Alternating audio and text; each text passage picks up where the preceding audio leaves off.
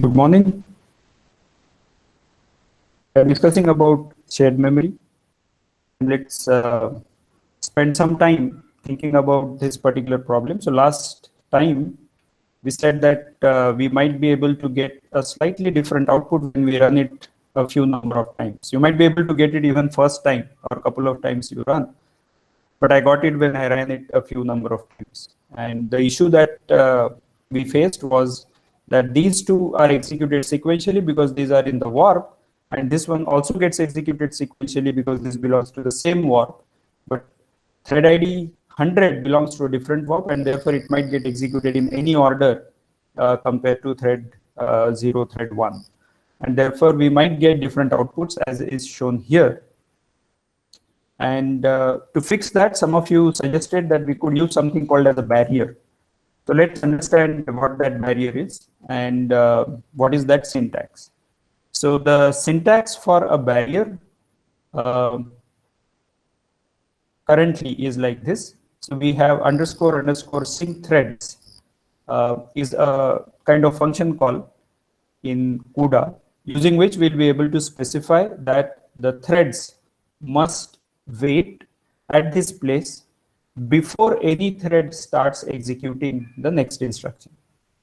So I have added 3 sync threads here, which means I have added 3 barriers in this code. And that ensures that s equal to 0 happens first. So as far as all the threads within a thread block are concerned, they are all going to execute this condition thread id x.x equals 0. For thread 0 it will be true. For all other threads it will be false. All other threads within the block, not only within the warp, all other threads within the block. Only thread 0 will execute s equal to 0, while the other threads are not doing anything. They are executing no op.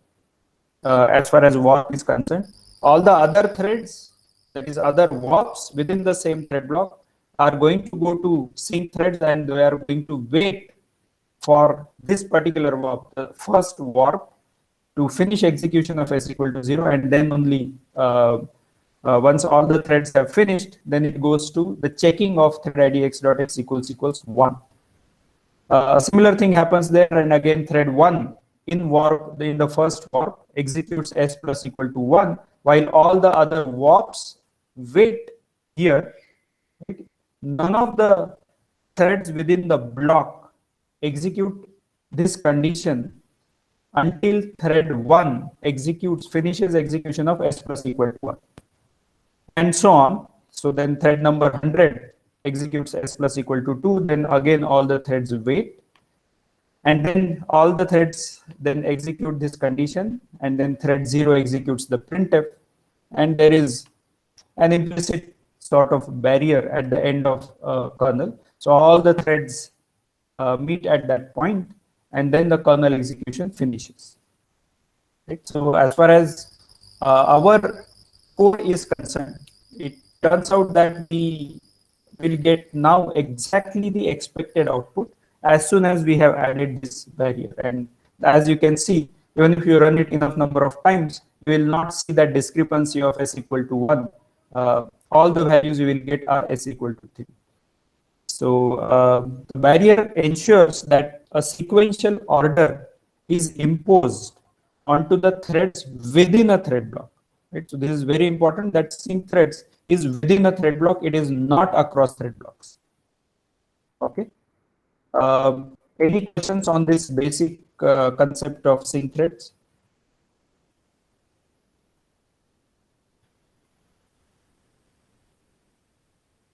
Shovik has raised a hand. Shovik, go ahead. Yeah, so I was thinking that since there are multiple copies of S, one for each block. So here how do we know that this is coming from which block, which thread block, which thread block's S is the first one? I mean S equal to 3 and S equal to 3. The first Right. two are from which block? Okay. So since we have, so think about this as, okay, let me put it this way. Let's say that there is a road from our this Cancer Institute in front of the campus, right? And from there to Madhya Kailash. This is one road, and then there is another road, let's say somewhere in T Nagar between two junctions. Now, when there is a red signal, all the vehicles are waiting at, let's say, one of the junctions, let's say Cancer Institute junction, and then as soon as there is green signal, all of them are going to start together, or maybe a little one after the other, and then they all are going to meet at the Madhya Kailash junction. Assuming that there is a red signal there, different threads are going to, or different vehicles are going to reach there at different times, depending upon their speeds. For example, if Shauvik is riding his vehicle, he will probably reach much faster. Whereas if I am riding my cycle, I'm going to reach a little slower. So, but all of us are guaranteed to reach there, assuming that the red signal at Madhya Kailash is going to be there for some enough amount of time. Then we all are going to meet there, and then all of us will wait till the green signal happens. In a sense, everybody has reached there by then, and then as the green signal starts, then all of us go again towards ADR or towards the right hand side, OMR, etc. So this is, let's say, one block, right? So this is one thread block, and therefore if we have to talk about some shared memory location, that has to be with respect to some shared memory location along this road. If now I'm talking about a different set of two junctions, pair of junctions in, let's say, T Nagar, then the set of vehicles is probably going to be very different, as well as the shared memory location that we are going to access is also going to be very different. So which shared memory location or shared memory variable we are talking about is decided by which thread block you are in. And thread block ID you get using block idx.x or .y, whatever is the number of dimensions of the grid. But more importantly here in this case, since the block size is 1024, threads 0 to 1023 are going to access particular S, 1024 to 2047 are going to access another shared copy, and so on. So just by based on your thread ID or block ID, you will be able to figure out that which S you are referring, right? And you cannot access somebody else's S. When you are on the OMR, sorry, when you are on the this Sardar Patel road, you are not able to access anything from the T Nagar junction. So this shared memory location is going to be fixed for that particular block. Does that seem reasonable, Shavi? Yeah, this is really interesting. Yeah, good. Okay. Okay, so now there are some suggestions. We can remove first two sync threads. Last one can alone give output 3. Okay, let's check that. Second one will be needed is what Karthik says. Rigved says, I think we need to only wait just before printf statement so that threads can make some 3. There is a chance S remains uninitialized. Okay, good. So there is some discussion happening on the chat box, and let's understand that. So there is a concern that do we need really all these thread blocks? We might just need a few of them. So let's understand it. Whenever there is typically, whenever we are talking about a barrier or some sort of synchronization, that is to take care of data race. And whenever there is a race, then we have to worry about these kind of barriers like syncthread. So, and the data race is going to happen when there are multiple accesses to the same memory location at the same time, and at least one of them is a write. Okay. The data race happens when there are simultaneous multiple accesses to the same memory location, and at least one of them is a write. All of them could be writes, or some of them could be writes, some of them could be reads. Right? So both of these are possible scenarios. If all of these are reads, then there is no problem. You can just go ahead and execute those in parallel. There is no need of synchronizing. So in this case, we have to worry about where all the reading and writing is happening. This part is read. As far as this is concerned, this is reading as well as writing of S. Same here, and this is writing of S. So we have to now worry about across which parts we need this synchronization. So if we just look at read and write, that is simple data race without worrying about the thread ID, then we do require one sync thread here that we have added. We do require it here that we have also added. We require it here also, that also we have added. Right? So from that perspective, data race perspective, there is no data race, and therefore we get this kind of deterministic output. Now, what some of you are suggesting is that, well, we don't need still these barriers because some of the threads belong to the same warp.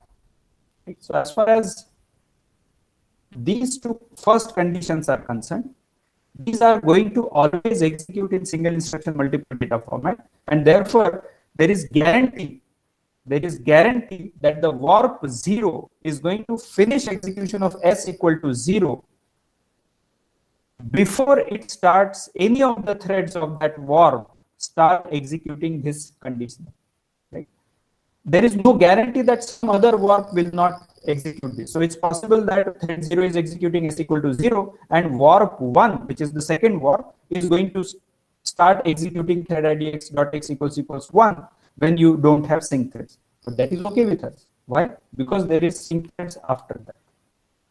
And therefore, we might be able to get rid of this particular sync thread.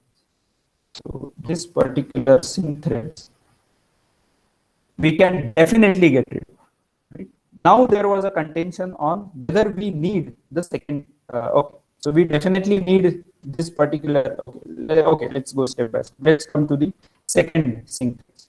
The second sync threads is between thread 1 and thread 100.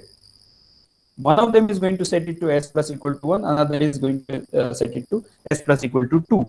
If there is no sync threads in between, then there is a possibility that both of these threads might execute their instructions at the same time, which means that S plus equal to 1 and S plus equal to 2 might happen at the same time if you don't have sync threads separating the two. Because these two are two different warps. They are allowed to execute in any arbitrary order. There is no SIMD execution across these warps. And therefore, we need the second sync threads. Okay, let's come to the third sync threads, and a similar situation occurs where S plus equal to 2 might happen and printf of S, that is reading of S, might happen. If we do not have the third sync threads, then thread 100 might be writing to S, whereas thread 0, which is in a different warp, might be reading the value of S. It might read a previous value whose value is 1. And therefore, we will again get back to the problematic situation where the output might be S equal to 3 or output might be S equal to 1. And therefore, we need the third sync thread also. Does that seem reasonable? Okay, there are some more suggestions. Yes, you're right. If the second one is not there, I mean, okay. So now, are there any concerns that, I mean, do you agree that, okay, I mean, all of you agree that the first sync thread is not required. Anybody wants to contest that? That first sync thread is required. We can't get a deterministic output without that. Okay. Anybody wants to contest for the second sync threads is required or not? Our discussion says that it is required. Anybody wants to say anything other than that? Okay. And the third sync threads is also required, is what our discussion says. But if anybody wants to suggest otherwise, please feel free. Okay. So anybody has any concerns, any questions about this, the way we have added these sync threads, etc.? Okay. So, sir, what is the performance penalty because of the sync threads? Okay, good. That's a good question. I'll come to that in a minute. Just give me 1 minute. Anybody else has any other question?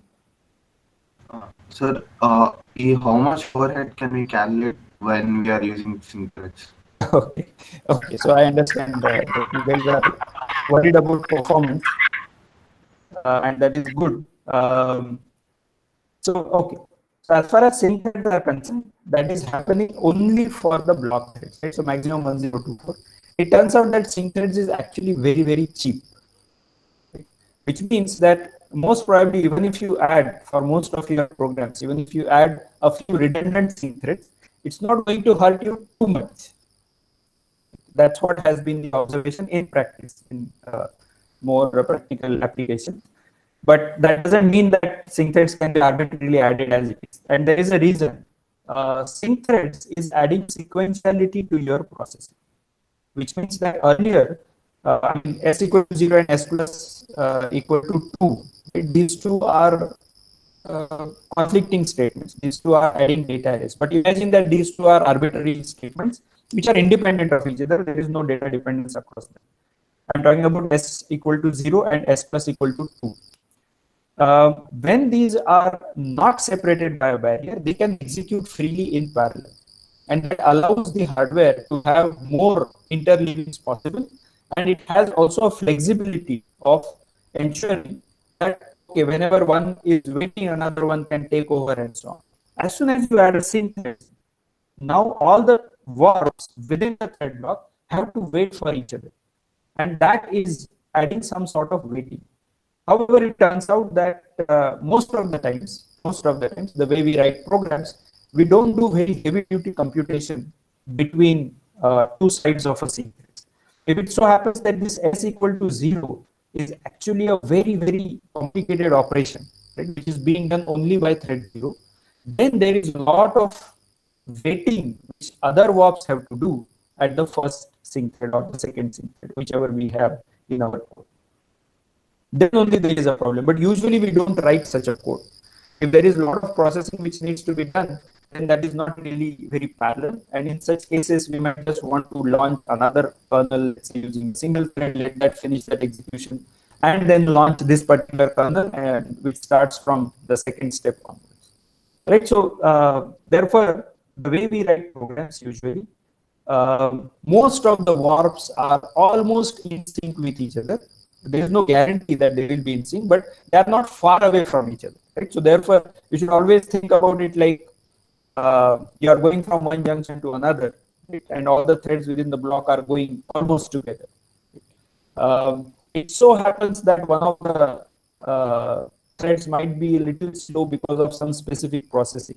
And that specific processing is our next topic, which is the synchronization, which can really add a lot of waiting time for the other. So syncthreads is also part of synchronization, but its cost is, its overheads in practical programs is not too high. So there are two things. One is what is the cost of syncthreads itself? That is the implementation of syncthreads. So that has been very, very optimized on the GPU, and there isn't too much overhead compared to if you have enough computation in your program. So the syncthreads overhead is not too much. The second aspect is that if I have syncthreads, does it really sequentialize too much of a process? It doesn't really add too much of a processing because threads, I mean the warps in the thread block are almost always in sync. I mean in practice, there is, I mean this is more like a heuristic. It's not a guarantee definitely. Right? But wherever there is a data dependency, wherever there is a data race, you must add a syncthread. Syncthreads only for the threads within a block. So, okay, let me put it this way. Now imagine that this s equal to 0, s plus equal to 1, s plus equal to 2, this is not a shared variable. It's a global variable. In that case, adding syncthreads is actually not going to help you at all. Right? Why is that? It's only for a block. Sir. Yeah, so then two blocks or multiple blocks might still access the global variable simultaneously. One block's threads might be doing s equal to 0, and another block's thread might be doing s plus equal to 2. And you have syncthreads in between. That means the same block will not be able to do both things in parallel, but across blocks you will be able to do things in parallel if s is not a shared memory variable, but a global memory variable. So always remember, syncthreads is only for a particular basic block.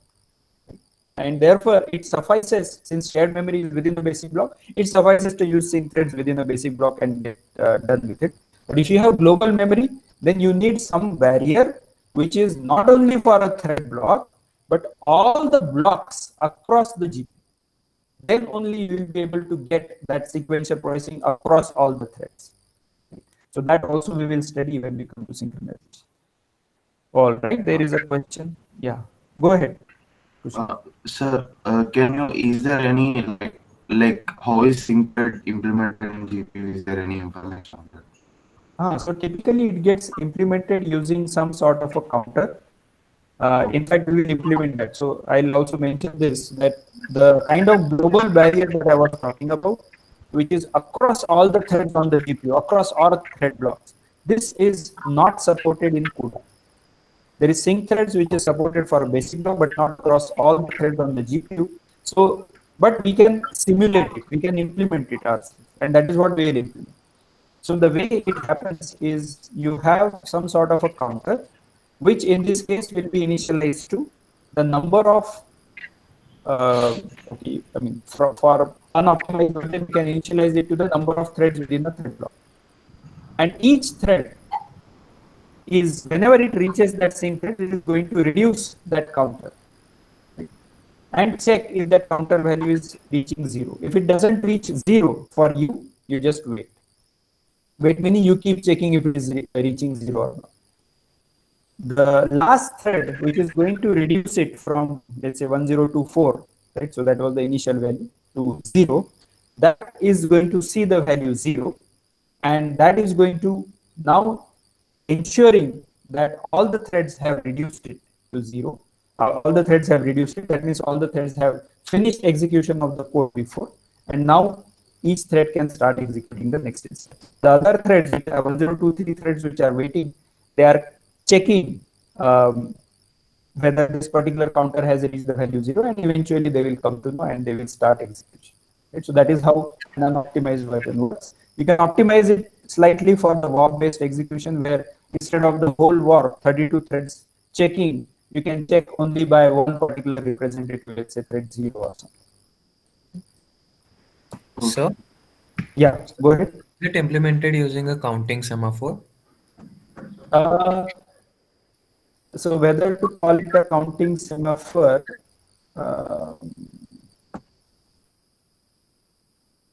yeah, you can view it as a counting semaphore. You can, yeah, this looks very similar to the counting semaphore.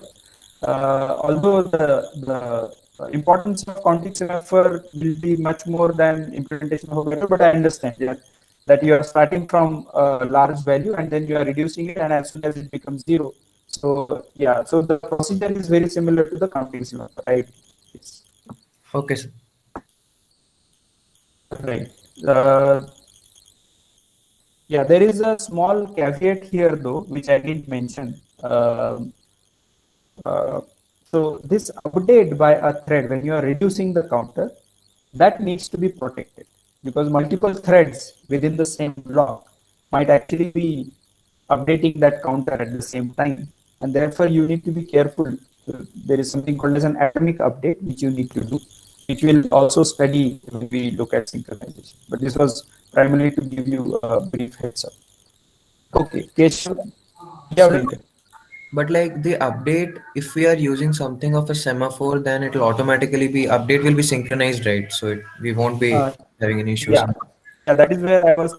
That's how I got this thought of being atomic. So what happens in case of semaphore is not directly translatable here because of this atomic. So in case of semaphore, but the implementation of semaphore does require some sort of, let's say, test and set or pass instruction. So similar thing will be required here. Oh, okay, sir. Okay. Jeeva Keshav is asking, even if we remove the second thread and keep the first, will they mean the same with respect to the race condition? Okay, that's a good question. Can we keep the first and remove the second? Right. So if we keep the first, s equal to 0 and s plus equal to 1 are synchronized, which anyway is going to get synchronized. Right. But if you don't have this second sync thread, that is this one, then that means that s plus equal to 1 and s plus equal to 2 are still racing for each other, right? And therefore we cannot replace the second one by the first one. We need to have the second one between s plus equal to 1 and s plus equal. Any other questions here? Sir, Yeah, go ahead. here if s plus equal to 2 happens first or s plus equal to 1 happen first, still the result would be the same, right, sir? Okay, that's a good point. Okay, so let's understand this. We will probably look at it more carefully later, but since this point has come up, so plus is commutative associative, and therefore whether if s equal to 0 has happened and there is syncthreads after that, then there is a guarantee that s equal to 0 has happened. Now when s plus equal to 2 happens or s plus equal to 1 happens, shouldn't there be a guarantee that at the end of arbitrary execution of these two, we are always going to get s equal to 3, and that is what should get printed because the third syncthread is also there. Unfortunately, this s plus equal to 1 is not atomic. Right? So s plus equal to 1, let me put it in the chat box. S plus equal to 1, this gets translated into, let me write it. The first instruction is load s into some register. The second instruction is increment register, and the third instruction is store register into s. So s plus equal to 1 is, although it's a single statement in our programming language, that is CUDA, it doesn't get translated into a single instruction always in the assembly code, or let's say the hardware instruction, and it often gets converted into multiple instructions, and therefore s plus equal to 1 and s plus equal to 2 might interleave because of these loads and stores arbitrarily interleaving with each other, and therefore you are not guaranteed to get s equal to 3 at the end of these two executions. Does that seem reasonable? Yes, sir. Understood. Thank you. But such codes are definitely going to be there, which means that you are going to encounter such codes where I want that one thread is executing s plus equal to 1, another thread is executing s plus equal to 2, and I want the answer to be 3 irrespective of which order they execute. In such cases, we have to make sure that this load increment store happens using some sort of an atomic block. That is, s plus equal to 1 executes completely, or s plus equal to 1 has not executed at all. These are the only two states which you can see, which other threads can see. And or s plus equal to 2, just before that and after that are the states that you can see, but you cannot see anything in between. You don't even know how this particular increment instruction, I mean, this plus equal to instruction is going to get implemented in the hardware, in the assembly instructions, etc. It's as if load, increment, and store are happening together. Only when this happens, then you will be able to guarantee that the output is always going to be. Right? So that is what we will ensure using something called as atomic instructions. Mohit is saying output of S without sync threads can be 2 also. Output of S without sync threads, can it be 2?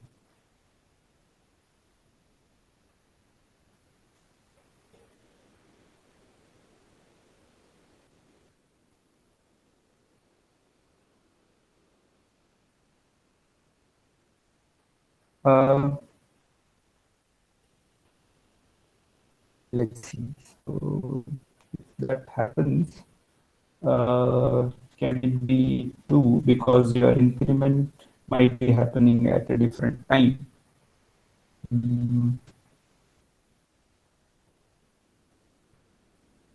Yeah, that seems to be possible. That seems to be possible. So if you have this load increment store for s plus equal to 1 and load increment store for s plus equal to 2 arbitrarily interleaved, then it's possible that you might have s equal to 2 as the output. That is possible. That is correct.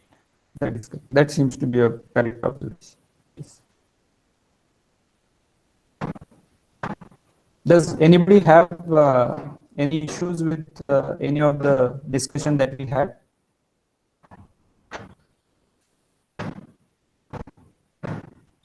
So one question. Yes. So in practice, do we have to analyze the code and find out the race condition, or there's some tool that we can use? Good question. There are some tools which exist using which we'll be able to find out some basic set of race conditions. So CUDA does provide some tools. For example, for memory, there is some tool like CUDA memcheck. For databases, there is another tool, I forget the name. So there exist such tools, but these tools are, I mean, if they provide you output that there is a data race, then there exists a data race. But if they say that they are not able to find out any data race, that doesn't guarantee that there will be a data race. That doesn't guarantee that there will not be a data race. So it's a little conservative from that angle. The reason being that you can have very carefully crafted data race across a large number of threads, etc., which might not be possible when you are doing this some sort of program analysis or static analysis on the instructions. So yeah, so there exist such tools which you will be able to utilize for identifying. But at the same time, for large programs, and that is required also. But the hope is that as you write your own program, you will be able to see that this pattern exists, and if you perform a principled programming, then you will be able to remove these data races by yourself. Just a minute.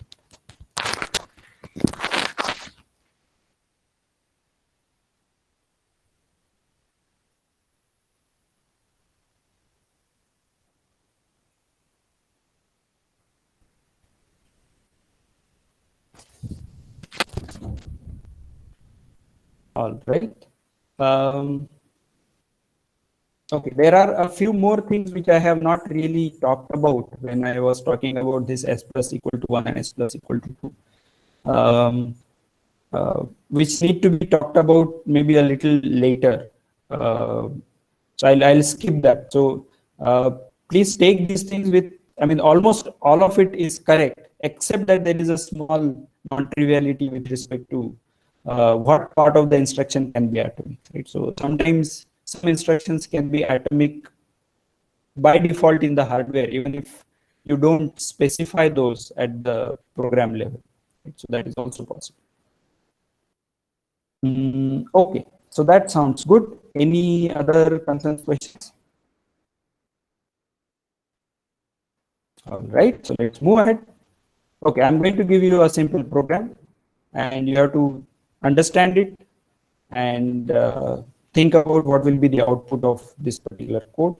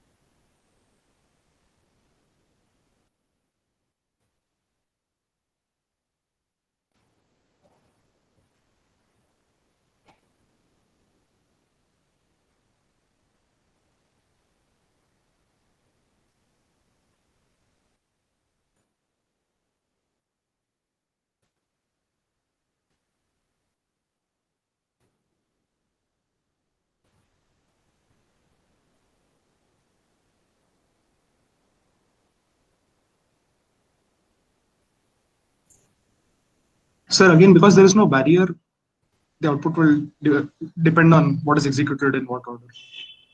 Sure. So what I think is testing is that there is no barrier, so there is some possibility of creating some problem here.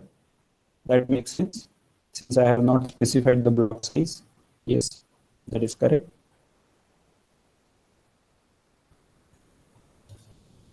But what does this do? So, I mean, okay, how many lines get printed?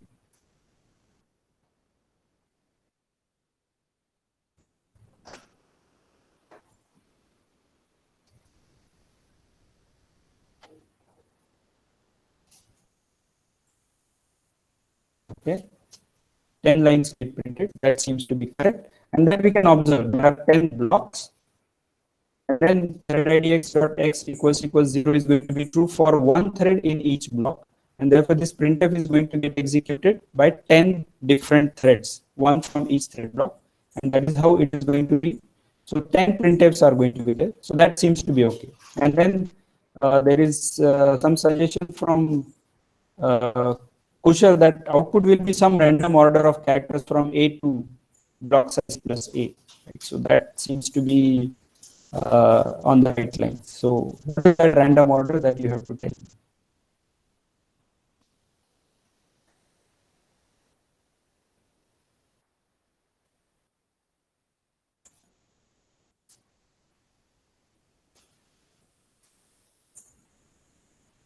Sir, Yeah, go ahead. sir, I don't get why is there an issue with having barriers? Like, why do we need barriers? Every thread is writing to a different location in the string array, right? So how is that going to cause any problem? Like, let's suppose if Yeah. the first block executes the kernel, then it will print from like the first memory location string of 0, which will be thread id x equal to 0. That will have a, and like a b c d, and will have till block size. And the next whatever is the another, like let's suppose we have another block in that the first character will be, instead of a, it will be some a plus whatever was the block id. So it will Right. be 10 lines in which the first, it will be in cyclic rotation format is what I'm thinking. Perfect. So I don't think we need any synchronization at this point because each one is writing to different memory location and each thread block has its own shared array. Very good. So that's a valid point. So we again we'll go back to that discussion that or that point that you require a barrier when there is a data race. Now you have to identify, is there a data race? If Venkat is saying that all the threads are writing to different memory locations, where is the data race coming into picture? There has to be something which is having a common memory location being written to by one thread and either written to or read from by the other thread, possibly in a different form. So the read statement is accessing the writes of other locations. The last, the printf part. So When we are that will lead to the printing, data. correct. So that we are printing str here, and that is reading the different values that are being written to by different threads, and therefore we have to worry about synchronization. Does that seem reasonable, Venkat? Okay, sir. Perfect. Yeah, Shira is suggesting output might not be deterministic. That is correct. Without the barrier, it's not deterministic. Plus, the order in which printf is executed, that is also not deterministic. So that is also there. Str of block size plus 1 to str index will not be within each block. Str of block size plus 1.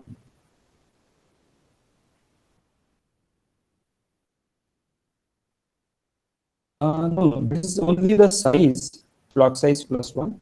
And then that is getting the last element of that is getting initialized to 0. Just to ensure that it ends the string property. So that seems to be okay. Just that it might not happen. That is true. That by the time, by the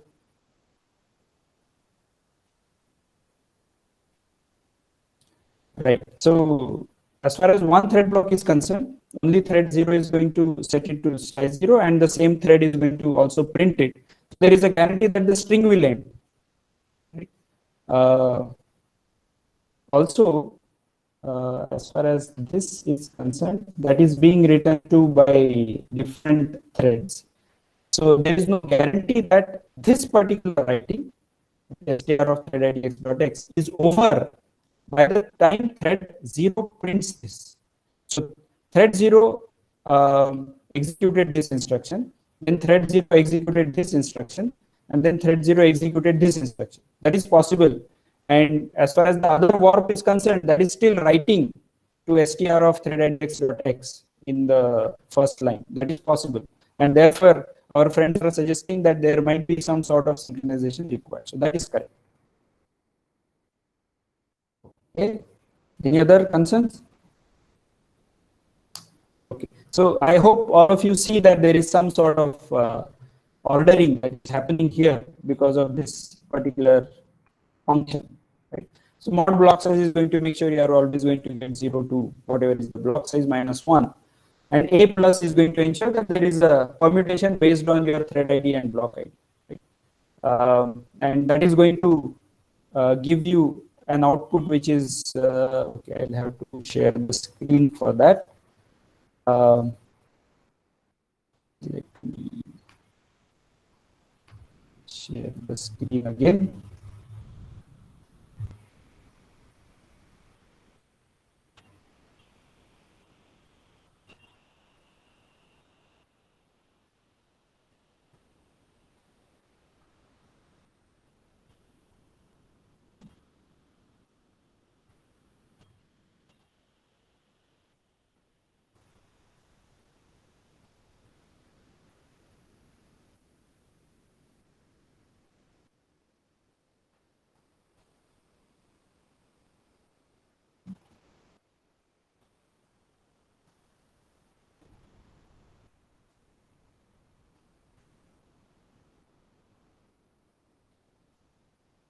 Okay, so let me share the screen now.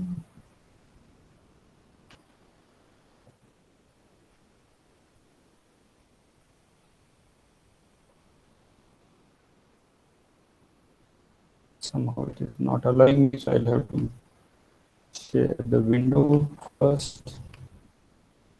Okay. Okay. So what I'm doing now is that I hope that the code is visible. Can somebody confirm that the code is visible now? Yes, sir, it's visible. Okay, great. So this is the same code that we have, except that I have now initialized this with a smaller value, 26. Right? And that is probably, and I have kind of commented out this syncthread, which is anyway not there on the slide. And now let me compile this, and then I'm going to run it. So it prints for 0, it is going to print A to Z because there are 26 threads within a thread block. I have initialized it with that way. Thread 1 is going to print starting from B, whatever is the next permutation, and so on. So these are the 10 thread blocks which are going to print these values. So as far as this code is concerned, as far as the output is concerned, these lines need not be in the same order. If I run it again, definitely the output is going to be in a different order. Earlier it was 5.2 something, now it is 2.8.5 something. So that is guaranteed. But is it guaranteed that this will work in this particular case, in this code? Because you guys were suggesting that there is some barrier, sorry about these messages. This barrier is required here. Is it required in this case? No, sir. So because the number of threads is lesser than the warp size. Correct. So since it is less than equal to 32, there is a guarantee that, okay, I think this, there is a guarantee that this particular statement is going to finish execution before this conditional starts coming into play. And therefore, there is a guarantee that syncthreads is, there is automatic, let's say, barrier across warp threads anyway because of the SIMD execution. Right? So think about it that way. And therefore, you don't really need syncthreads because it's a single warp. If I increase it to some larger value, let's say 34 or 33, whatever, or 100, then this code is wrong. And there is no guarantee that then we are saying that this particular statement might execute in parallel with this printf, and therefore we might get some different output every time, right? Not only in the ordering of the blocks, but also within a thread block. right? So that is what will be a problem. And therefore, in such cases, whenever you have more than one warp, you require syncthreads in this. And then when you compile and run it, you will get a deterministic output. There will be some more characters printed depending upon the ASCII values, but yeah, it should work out. Right, so there will be some more characters like this and so on. So that we can check. Okay. Any questions? Yeah. So Nikam has also suggested that if block size is less than equal to 32, then no barrier is required. That is correct. So that is what is the right interpretation. Okay. Any questions so far? I'll go back to sharing this presentation. Yeah. The output again once. Sorry. Output of the code once again. Can you show it? Oh, you want the output of the code? Okay. Let me. Okay, stop presenting. Somehow the entire screen it's not allowing me to present, so I'll go back to this one.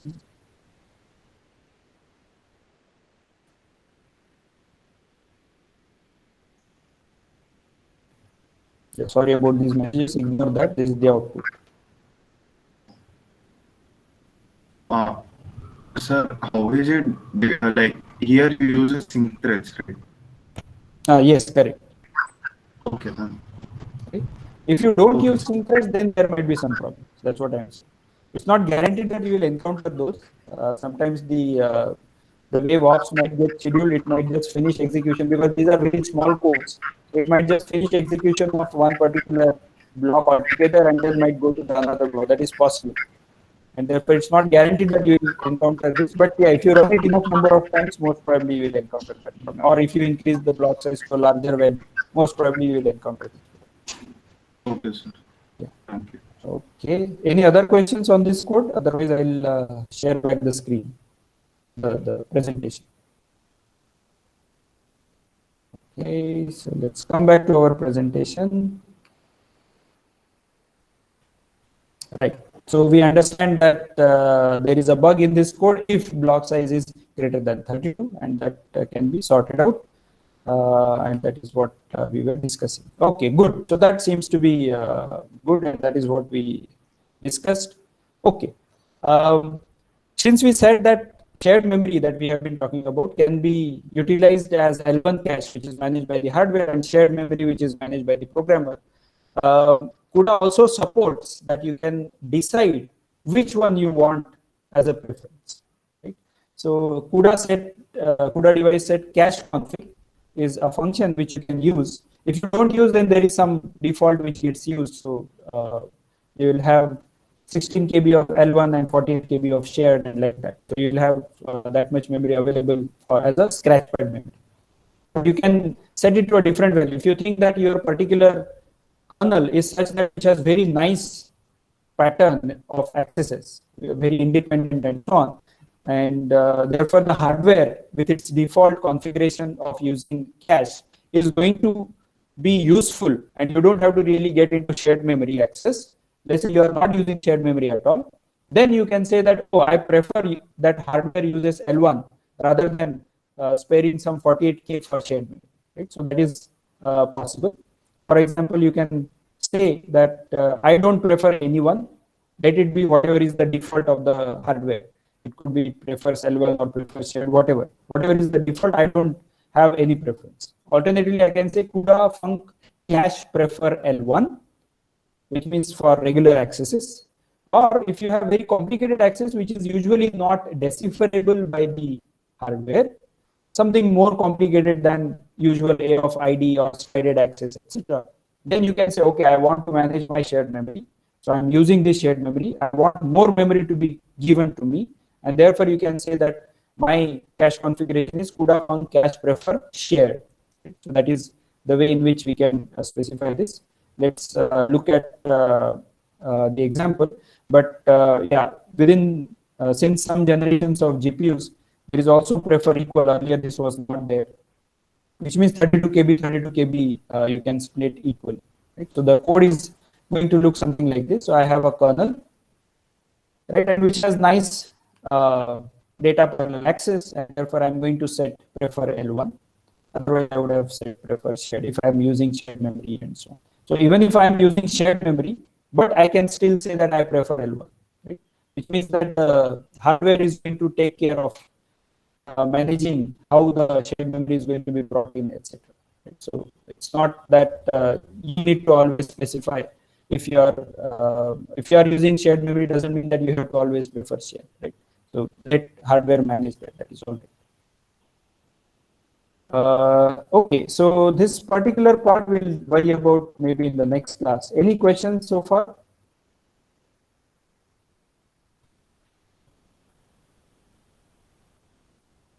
All right, so we'll stop here. See you tomorrow.